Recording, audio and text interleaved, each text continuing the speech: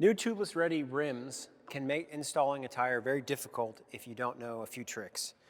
So on the inside of a tubeless ready rim, there's a low section in the middle, then you have a raised section here where the tire goes after the air is inflated. Tubeless tires themselves are very tight. In order to make the tire seal well, they have to make a very tight tolerance in the diameter of that tire. And so if you are installing a tire and any part of the bead of the tire, if you look here, you can see this cutaway, for an example, has these two yellow sections. Now this cutaway of the rim has a low section. When you are installing your tire, you want to make sure that these two yellow sections are pushed to the middle of that rim. If for any reason part of the tire is up on this higher section, and you're trying to install that tire around, it makes it nearly impossible and very, very difficult to do.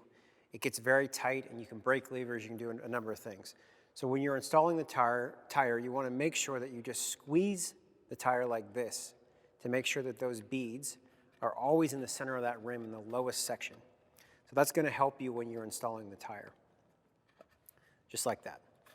Now I've got another cutaway here. This would be for a tubeless setup because there's no tube on the inside.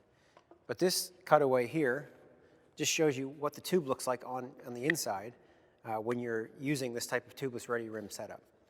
One thing that you want to make sure, again, is that you're really making sure that these beads are pushed to the center. A properly installed tube is free floating through the middle of that tire. If you have what's called a pinch, the bead of the tire, and I'm going to let some air out here so you can see what that looks like.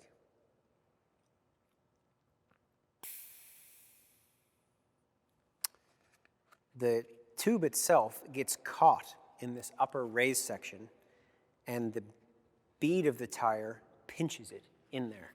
Now, once that's pinched, that tube is not free floating.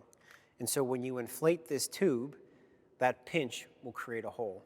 So you want to make sure that your tube is fully in the center, and you want to make sure that the beads of your tire are also free of that tube and up in that raised section so that your tube is free floating.